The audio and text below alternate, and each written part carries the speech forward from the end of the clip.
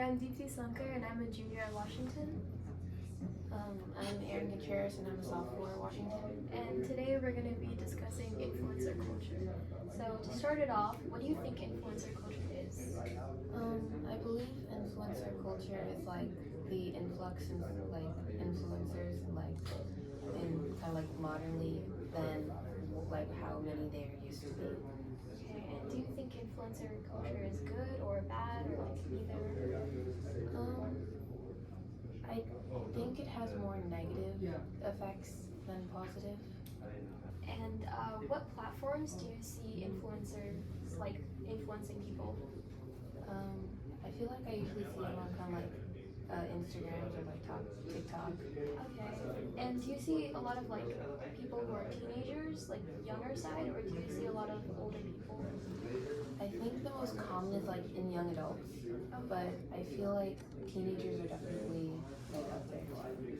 So how do they influence others? I would say in kind of like what they discuss, like what topics they have in their videos, or like what products they promote. I feel like those are some ways, but maybe kind of like more kind of like in like what they do or kind of like the style that they have that can also kind of like influence people to kind of like change like their style to like match people others. And because kids are more easily manipulated or influenced, do you think their target is mainly kids or the younger generation? I believe that's where a lot of like influencers target, or at least kind of like teenagers or kind of like middle schoolers, because they're kind of like trying to figure out kind of like what their style is and like what they kind of like how they're going to present themselves. And so I think influencers kind of like target them as like they have like time to kind of like be influenced. Okay. Can you name any examples of these influencers on Instagram or TikTok? I feel like a big one is kind of like how like Charlie D'Amelio was so popular, because you could see kind of like that she gained popularity pretty fast, I feel like, and like by doing that I feel like the dancing videos got like more prominent and like it happened a lot more, so it's like kind of like influenced like a whole other bunch of people to like start doing.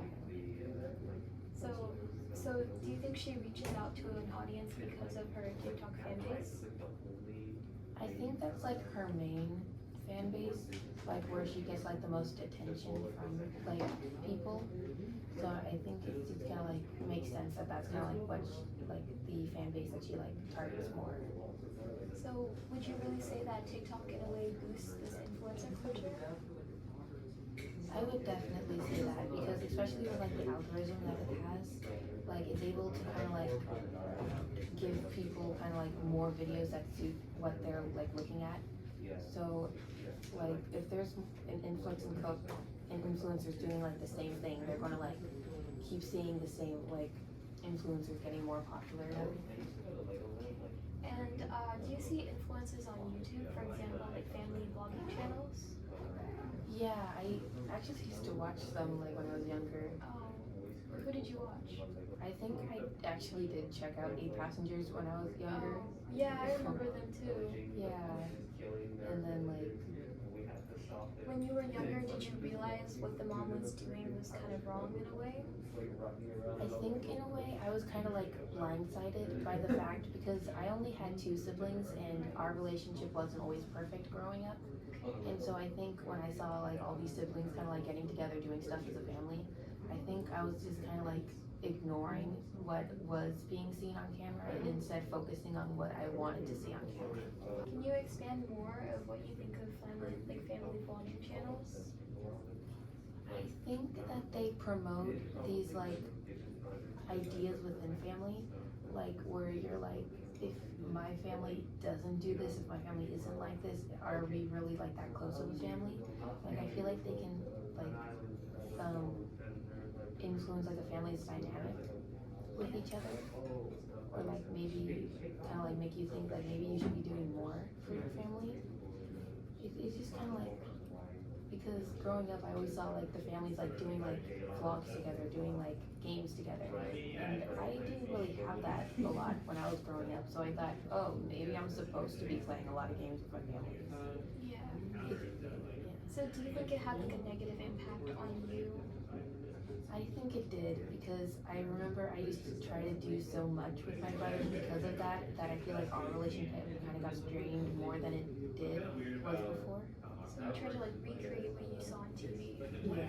So would you call the family vlogging channels, like influencers, would you call them toxic for how they try to influence other people?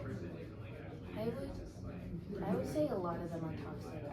I don't want to say like all of them are because I know there are some that like do like wholeheartedly want to like just like post about their family, but I feel like a lot of them are toxic in the way that they kind of present themselves and like how they should like want others to. Yeah. And who do you think these family vlogging channels are geared towards? Definitely younger audience because I feel like it's more kids who are watching them than like adults. Like in my case. Do you think it's because they're more manipulated easily or influenced easily? Definitely. I also think it's because family channels like geared towards like younger audiences like attention and like the challenges or stuff that they do. So it's like they're trying to like get them to watch it. That's it for today.